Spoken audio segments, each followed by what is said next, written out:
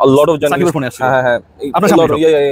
তারপর আমি দেখলাম অনেক মিডিয়া অনেক মিসকোটও করছে a lot of quotes came in যে সাকিব এটা বলছে ওটা বলছে where else he did not quote anything honestly মানে কোনো কিছু কোট করার জন্য বলে নাই না উনি কাউকে কিছু বলে না obviously but there were a lot of quotes that came in obviously there were a lot of news channel যারা রিপোর্ট করছে but সাকিব আপনার সাথে হ্যাঁ যখন ওনাকে কল করছে he was in front of me honestly উনি ক্লিয়ারলি বলে দিয়েছে ভাই আমি কোনো ইন্টারভিউ দিব না আমি কোনো কোট করব না if you have to ask anything let's say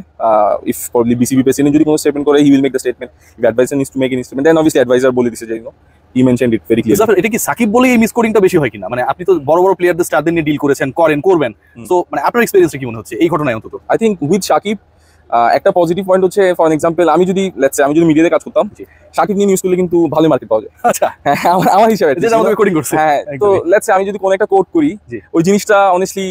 মানে খারাপ হয় না উনি এটা বাজারে খায় জিনিসটা even if it's a wrong quote people emotionally হোক বা যেভাবে ইনভলভ হয়ে যায় ওই জিনিসটাতে but obviously he did not make any quote during that time and he was very much clear that he will not make any statement on those issues welcome করছি রিয়াসাদ আজিম আমার Facebook page এবং YouTube চ্যানেলে এবং আপনারা সবাই জানেন যে আমি কভার করছি বাংলাদেশের খেলা সেখানটায় আসার পর বাংলাদেশের আসলে স্মুথনেসটা অনেক ক্ষেত্রেই নেই বাংলাদেশের ক্রিকেটারদের অনেক ক্ষেত্রে নেই এবং সবচেয়ে বেশি আলোচিত এই মুহূর্তে যে মানুষটা আমাদের প্রিয় ক্রিকেটার সাকিব আল হাসান তিনি আসলে একটা কি বলবো যে মানে সিরিজ অফ ব্যাড লাকের মধ্যে দিয়ে যাচ্ছেন আমার সাথে রয়েছেন জাফির ইয়াসিন চৌধুরী জাফির ভাইকে আপনারা বিভিন্ন সময় দেখবেন যে বাংলা টাইগার্সের হয়ে সাকিব আল হাসানের ইন্টারভিউ করছে তিনি এটা মালিক কিন্তু ওনার ওই ভাবটা নেন না এবং সাকিব আল হাসান তার সাথে নানা বিষয় শেয়ার করছে একটু সাকিব সম্পর্কে জানতে চাইবো বাংলা টাইগার্স সম্পর্কে জানতে চাইবো তার সম্পর্কে জানবো জাফির আমরা যদি খেয়াল করি যে একটা সিরিজ অফ ব্যাট প্যাচের মধ্যে দিয়ে সাকিব যাচ্ছে বোলিং অ্যাকশন মানে খুব আনরিয়েল মনে হয়েছে আমার যেটা যে এটা নিয়ে একটা কোয়েশ্চেন্স তৈরি হওয়ার চেষ্টা করানো হয়েছে বা পরীক্ষা দিতে হবে এখানটায় তার থাকার কথা ছিল যে খেলবেন হয়তো সেটাতেও সাকিব আল হাসান তার নামটা সরিয়ে নিয়েছেন শেষ টেস্ট খেলতে চেয়েছিলেন যেটা সেটা খেলা হলো না একদম কাছের মানুষ হিসেবে একদমই আপনার কাছে কি মনে হয় মানে সাকিবের এরকম সময় কি আপনি কখনো দেখেছেন যে এতটা খারাপ সব আমরা যদি সাকিব ভাইয়ের ক্যারিয়ারের দিকে দেখি obviously he had a lot of ups and downs obviously যদি স্টার্টিং ফ্রম দ্য ব্যান আমি যদি এই সময়টা বলি I think this is like much more worse যেটা লাস্ট টাইম ছিল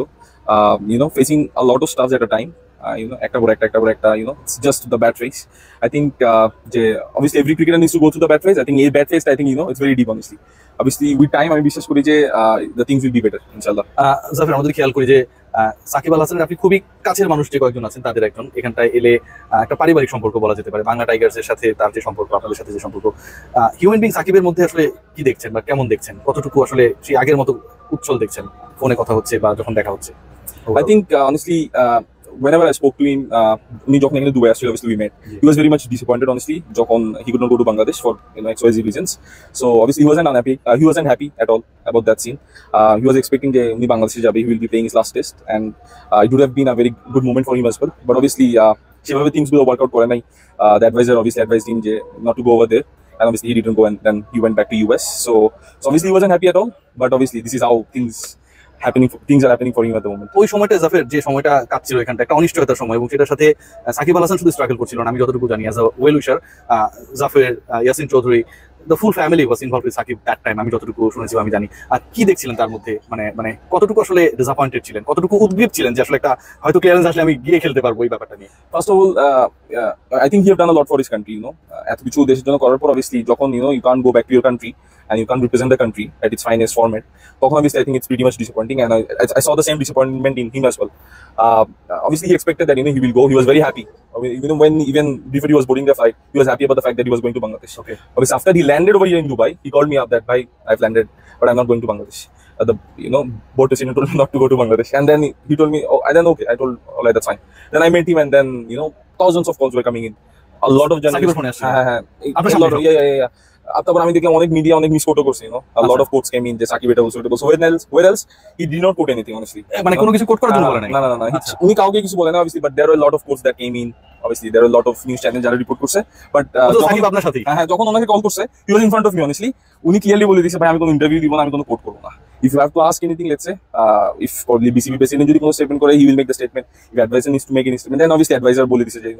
he mentioned it very clearly এটা কি সাকিব বলে এই মিসকোডিংটা বেশি হয় কিনা মানে আপনি তো বড় বড় প্লেয়ারদের স্টারদের নিয়ে ডিল করেছেন করবেন সো মানে আপনার এক্সপেরিয়েন্সটা কি মনে হচ্ছে এই ঘটনায় অন্তত I think with সাকিব একটা পজিটিভ পয়েন্ট হচ্ছে ফর এক্সাম্পল আমি যদি লেটস সে আমি যদি মিডিয়াতে কাজ করতাম সাকিব নিয়ে নিউজ করলে কিন্তু ভালো মার্কেট পাওয়া যায় আচ্ছা আমার হিসাবে যেটা আমাদের রেকর্ডিং করছে তো লেটস সে আমি যদি কোনো একটা কোট করি ওই জিনিসটা অনেস্টলি